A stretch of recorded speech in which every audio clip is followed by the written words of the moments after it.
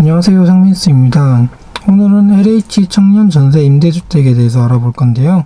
이번 영상에서 다뤄볼 내용은 설명과 그리고 신청까지입니다. 일단 청년 전세 임대주택 다들 많이 들어보셨을 것 같은데요. 수도권의 경우 1억 2천까지, 그리고 그 광역시의 경우 9,500만원까지 대학생들에게 전세를 지원해주는 제도입니다. 쉽게 말해서 내가 어떤 집을 구하고자 하시는 분들, 집값을 조금이라도 더 아껴보고자 하시는 분들이라면 이 전세를 이용하는 게 좋아요.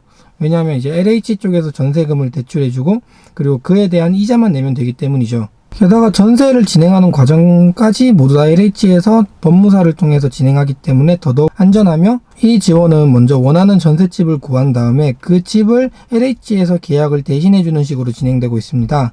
그렇게 승인이 된다면 내가 신청한 순위에 따라서 이자율이 달라지는데요. 어떤 집을 구했느냐에 따라서 그 지원받은 비용의 퍼센테이지 형태로 이제 이자를 내는 형태로 진행되고 있습니다. 실제로 1순위 혹은 2순위의 경우는 이자는 2%, 그리고 3순위, 4순위의 경우는 2%에서 3%까지 올라가는 걸로 알고 있어요. 먼저 제가 지원한 부분은 3, 4순위이기 때문에 1, 2순위보다는 3, 4순위의 위주에 맞춰서 알려드리도록 하겠습니다. 제가 지원한 3, 4순위의 경우는 4천만원 미만은 2%, 4천만원부터 이제 6천만원까지는 2.5%, 그리고 6천만원 이상의 금액을 3%를 이자로 내야 돼요. 이렇게 계산을 해보면 내가 만약에 4천만원이란 지원금을 받았을 경우에 연 2%로 1년 동안 80만원이라는 금액을 내면 됩니다. 그렇게 매달로 분할해서 계산을 해본다면 66,000원이라는 금액만 낸다면 4천만원짜리 집에서 거주를 할 수 있다는 것이죠. 통상적으로 4천만원 전세를 내는 집이라면 월세를 치면 40만원 정도가 많이 배정될 텐데 흔히 40만원 정도가 될 거예요. 그렇기 때문에 그 40만원의 집을 단순히 66,000원에 거주를 할 수 있기 때문에 34만원에 가까운 돈을 절약할 수 있기에 많은 분들이, 대학생들이 지원을 하고 있습니다. 참고로 1, 2순위의 경우는 다른 지원 사업을 받는 분들이라면 왜 어지간하면 다 해당될 수 있어요. 그래서 오늘은 3, 4순위 내가 받을 수 있을지 없을지 고민을 하시는 분들에게 도움이 되고자 3, 4순위 위주로 진행하도록 하겠습니다. 먼저 3, 4순위 되게 소득만 차이 날 것 같지만 차이가 되게 많이 나요. 3순위의 경우와 4순위의 경우 소득과 자산을 보는 범위가 다르답니다. 3순위의 경우는 본인의 자산을 보고 4순위의 경우는 부모님의 자산까지 보고 있습니다. 그리고 소득의 측면에서는 3순위에서는 부모님 소득을 보는 반면 4순위에서는 본인 소득만 보고 있어요. 그래서 어지간한 대학생분들이라면 4순위에는 다 해당될 것 같습니다.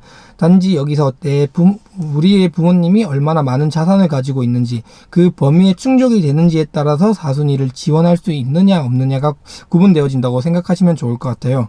필요한 서류를 이야기 드리자면 동사무소와 그리고 홈페이지, 그리고 마지막으로 학교에서 떼올 수 있습니다. 먼저 동사무소에서 필요한 자료들이 주민등록번호과 그리고 가족관계증명서, 이거는 동사무소에서 쉽게 뗄 수 있습니다. 주민센터에서 뗄 수도 있고요. 그리고 두 번째는 이제 홈페이지에서 뗄 수 있는 거는 자산보유 확인서와 금융정보 동의서, 이렇게 두 가지를 프린트해서 이제 메모한 다음에 제출하는 식으로 진행되고 있습니다. 마지막으로 이제 대학생들이 지원하는 경우 이제 재학증명서 혹은 휴학증명서를 제출하시면 돼요. 확실히 저렴한 가격으로 이제 집을 구하고 거주할 수 있다는 것에 되게 메리트가 있지만 생각보다 많은 분들이 지원하진 않아요. 왜냐하면 이번에 4순위의 경우는 올해 제가 알기로는 생긴 걸로 알고 있습니다. 그래서 작년까지는 없었던 내용이기 때문에 많은 분들이 잘 몰라서 신청하지 않는 경우들이 많아요. 그리고 추가적으로 설명을 드리자면 정시 모집과 수시 모집, 이렇게 두 가지 모집의 기준이 있는데요. 정시 모집의 경우는 1순위, 그 다음 2순위, 그 다음 3순위, 그 다음 4순위, 이런 형태로 위에서부터 충족이 되는 과정이라면 이제 상시 모집의 경우, 수시 모집의 경우는 조금은 달라요. 이게 수시 모집의 경우는 접수번호에 따라서 먼저 신청한 순서대로 절차가 밟힌답니다. 하지만 이번에 제가 직접 전화를 해서 문의해 본 결과 서울권은 잘 모르겠지만 대전권이나 대구권의 경우는 아직 미달이라고 얘기를 하더라고요. 지금 얘기하는 거는 10월 16일 마감되었습니다. 흔히 정시 모집의 경우는 이제 마감이 되는지 안 되는지, 아니면 인원이 충족되는지 아니면 미달되는지는 잘 모르겠지만, 그래서 수시 모집의 경우는 말 그대로 수시에 모집하기 때문에 많은 분들이 지원하지 않는다는 점. 그래서 지원만 하면 이제 충족만 된다면 자격 요건이, 그러면 언제든지 바로바로 이용할 수 있다는 점이 장점인 것 같습니다. 그리고 만약에 신청을 하는 경우에 일찍 신청하면 할수록 접수번호란 게 나와요. 그 접수번호가 이제 앞자리에 위치를 할 텐데요. 그 접수번호에 따라서 이제 순차적으로 이제 전화를 통해서 이제 또 지원을 받고 그리고 짐이나 이런 절차들을 밟아갈 수 있습니다. 접수번호의 경우는 이게 그 각 지역마다가 아니라 전국 단위이기 때문에 내가 막 2000번대, 3000번대라 하더라도 이제 광역시에서 800명 이번에는 모집했었거든요. 그 800명 바뀌지 않을까라고 걱정하지 않아도 돼요.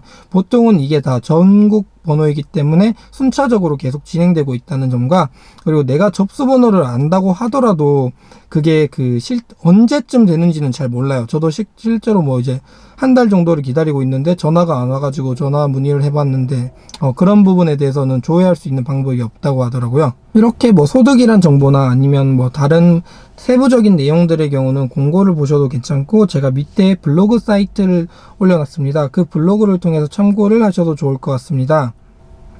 국가에서 지원해주는 다양한 복지 사업들 중에서도 대학생들에게 직접적으로 연관이 있는 사업인 만큼 많은 분들이 관심을 가질 것 같은데요.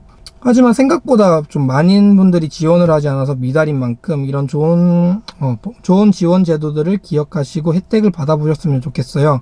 이번 영상을 통해서 이제 더 저렴한 가격으로 좋은 집을 구하시길 바라며 이만 영상을 마치도록 하겠습니다. 다음번에는 또 좋은 지원 제도나 다양한 정보들을 함께 준비해서 다시 알려드리도록 하겠습니다. 감사합니다.